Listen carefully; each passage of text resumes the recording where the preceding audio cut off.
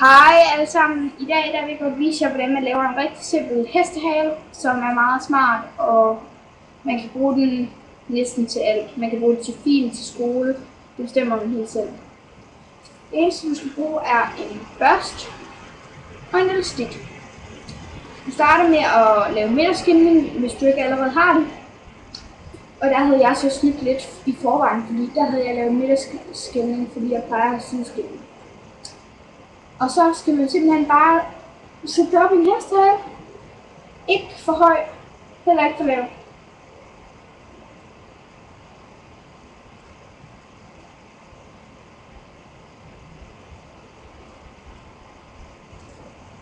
Sådan. Så tager man stikken. Heller ikke så stramt på overhovedet, ikke korrekt med den.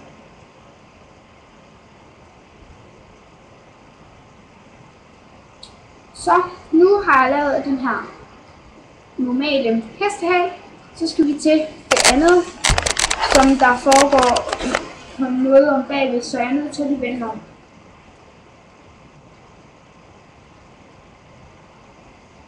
Så deler man den op her på midten. Jeg laver den i huller med.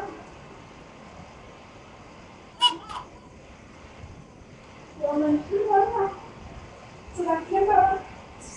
Så skal man prøve at få fat i hestehalen omvendt. Nu skal jeg se, om jeg skal kigge det til.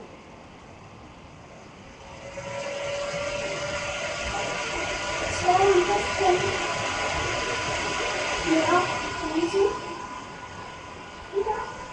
Så har man en lille smule. Ikke meget. Og så er det jo faktisk. Den her. Meget fint. Okay, det var alt, jeg havde lige her i dag. Hej hej!